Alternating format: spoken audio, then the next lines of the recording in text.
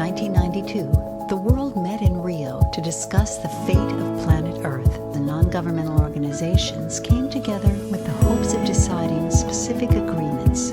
People all over the world now feel themselves. In my life, I have dreamt of seeing the great herds of wild animals, jungles and rainforests. 제가 기억하기로는 많은 환경단체의 리더와 활동가들이 리우 1992년도에 브라질 리우 회의에 다녀왔었습니다. 그러면서 거기서 굉장히 중요한 결정 중에 하나가 로컬 아젠다 21. 그래서 Think Globally, Act Locally라고 하는 표어가 있었죠. 그래서 기후 문제, 지구 환경 문제에 우리가 함께 고민하고 대응하되 그 행동은 지역에서 해야 된다. 라는 거를 지역에 실천할 수 있도록 녹색서울 시민위원회를 만들게 된 걸로 저는 알고 있습니다.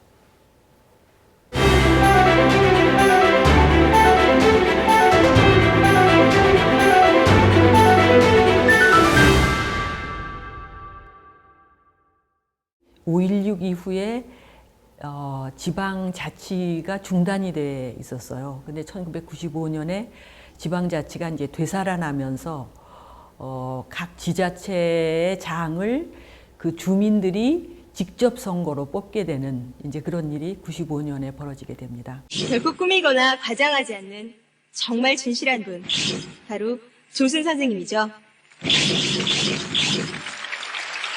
95년에 그때 서울시장으로 뽑힌, 그러니까 민선 서울시장 조순 시장님이 이제 뽑히셨는데 시정의 방향을 에서 이제 환경과 협치라는 것을 굉장히 중요한 시정의 어떤 방향으로 정하게 되시고 서울시의 환경 기본 조례 를 이제 만드시게 됐다고 그래요. 환경 기본 조례에 이 녹색 서울 시민위원회를 둔다. 그러니까 시민과 함께 이 서울시 환경 정책을 만들어가는 협치기구로서의 녹색위를 둔다. 이제 이렇게 해서 그 녹색위가 탄생을 하게 된 거죠.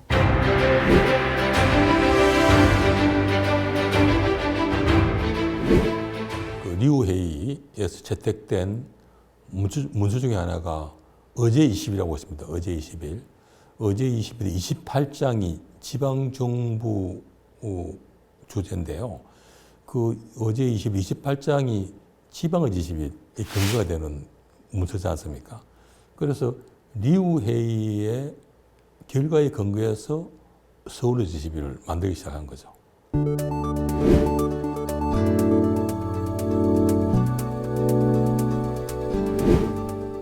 저는 이제 2기부터 참여를 했는데 그 녹색위의 초기는요, 그 지방의제 10일 운동과 밀접하게 관련되어 있습니다. 그 서울의제 10일이라는 그 시민과 기업과 행정의 그 협력으로 지방의 환경 문제를 해결하려고 하는 그런 운동이 지방의 10일 운동이었는데 우리 서울의 10일 그 보고서를 보면요, 어떤 주제가 있고 그 주제에 대해서 우리는 무엇을 하자 뭐 이렇게 있고 밑에 보면 시민이 할 일, 기업이 할 일, 행정이 할 일 이렇게 되어 있습니다.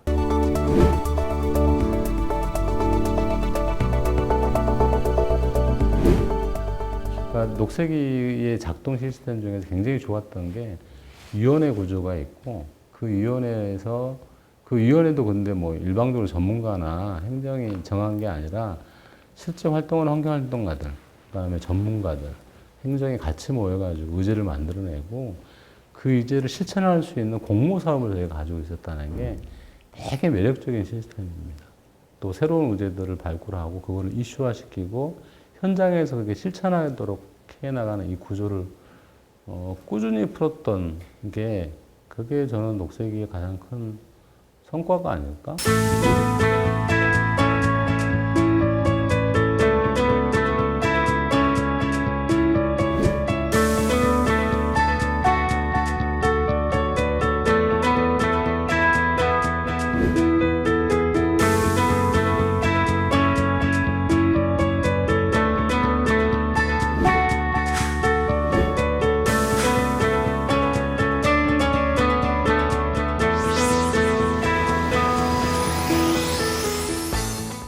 서울시의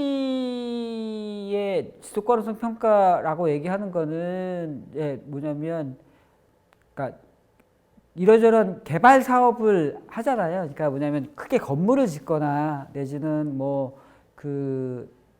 무슨 이제 시설을 짓거나 뭐 이렇게 할 때 택지 개발을 하거나 뭐 이렇게 할 때 여러 가지 환경적으로 갖고 있는 기준 같은 게 있는데 빠진 것들이 굉장히 많이 있어요. 서울 시민들이 생각하는 환경에 대한 내지는 장애인에 대한 접근성에 대한 여러 가지의 눈높이가 실제로 조금 더 높거든요. 그래서 그 기준에 맞춰서 조금 더 높은 수준의 지속가능성 평가를 한번 해보자라고 얘기를 하는 거였고.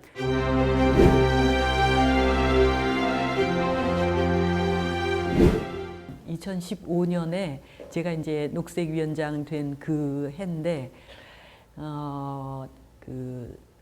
서울에서 이클레이라는 게 지속 가능한 세계의 지방 정부 협의체 뭐 이런 건데, 그 총회가 서울에서 열렸었어요. 그러니까 서울에서 이클레이 총회를 유치를 한 거죠.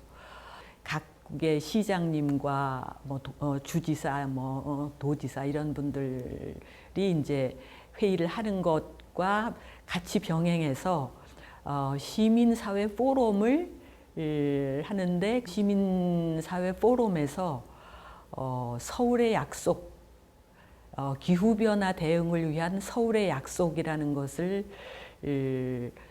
선언을 했었는데요. 그게 이제 어떤 거냐 하면, 서울 시민 한 사람 한 사람이 그 CO2를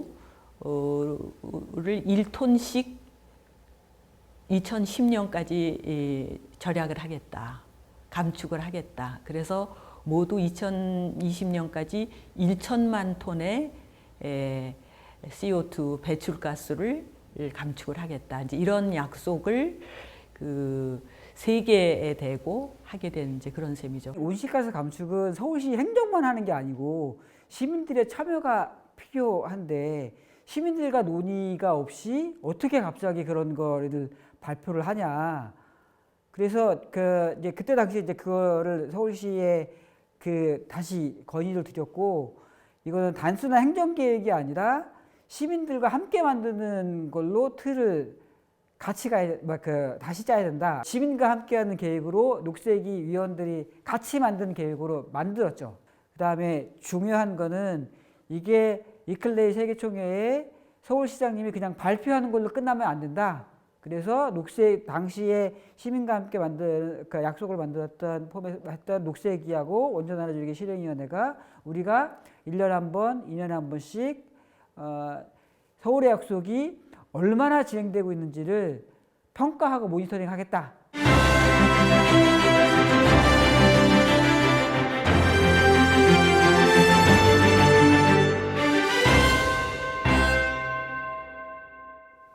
사건으로는 난지도 노을공원인 것 같아요.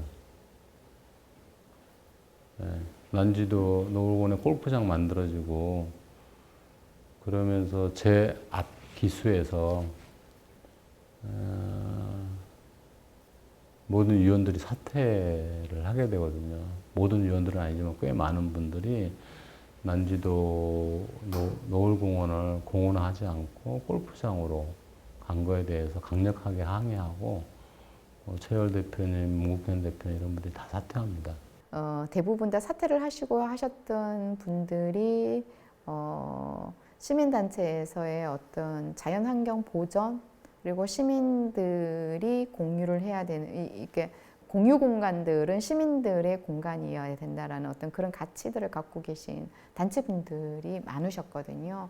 우리 시민들은 어떤 이 대규모 땅을 특정인들이 독점해서 사용하는 것에 대해서는 격렬하게 반대하고 그 반대를 지지했던 것 같아요. 그래서 그게 아마 녹색이가 한 3기에 걸쳐 이슈가 됐었을 거예요. 굉장히 오래된 숙제였거든요.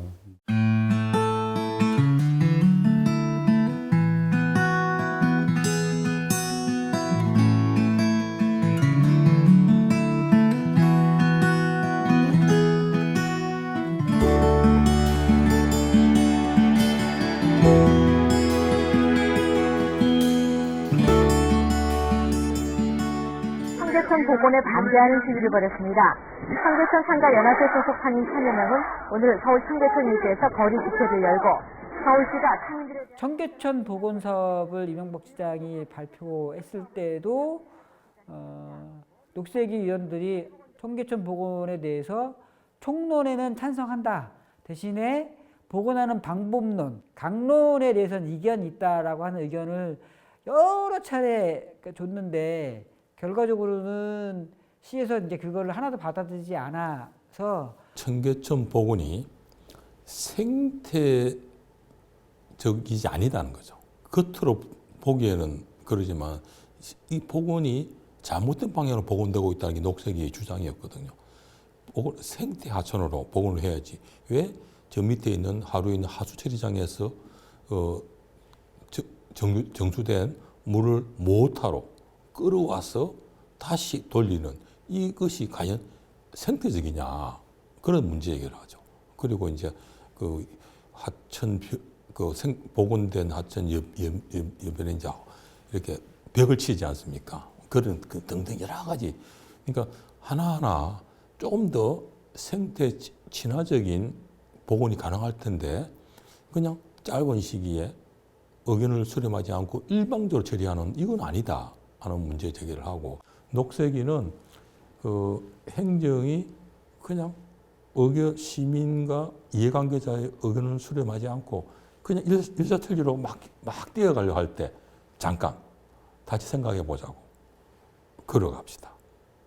쉬어갑시다. 이런 역할을 한 것이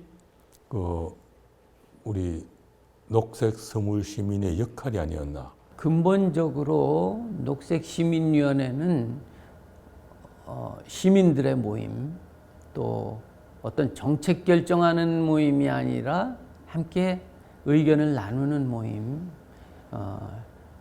모임이었기 때문에 여기에서 어떤 그 눈에 보이는 뚜렷한 가시적인 성과를 기대하는 것보다는 우리 시민의식을 고취하고 또 서울 시민들이 환경 또는 에너지 절약 등의 문제에 있어서 우리의 의식을 바꿔나가야 되리라는 그러한 어떤 방향을 설정하는 그런 일을 많이 했다고 생각을 합니다. 그냥 우리가 자치, 협치 이런 걸 입에 달고 다닌다고 해서 그게 우리한테 내재화되어 있는 것 같지는 않아요. 그게 문화로서 작용할 때야지만이 진정한 힘이 있는 거죠. 그래서 지금도 녹색 서울시민위원회는 서울시는 물론이고 우리나라 전국의 지방자치단체의 거버넌스의 모델이 되고 있지 않습니까? 왜냐하면 녹색이 이전에는 우리나라 지자체에 그런 조직이 없었거든요. 그러니까 모델이 되었다는 측면에서 큰 의미가 있죠. 녹색이는 한마디로 얘기하면 서울시를 넘어서 지구 전 세계에서 가장 훌륭한 거버넌스 기구다라고 얘기할 수 있을 것 같습니다. 그래서 역사와 전통으로 따지면 거의 전 세계에서 가장 훌륭한 거버넌스 기구로 남아있는 게 아니냐. 물론 앞으로도 발전해야 될 과제나 이런 것도 훨씬 많긴 하지만 그 정신을 가지고 운영하고 있는 조직 중에서는 가장 최고의 거버넌스가 아닌가 이렇게 생각이 듭니다.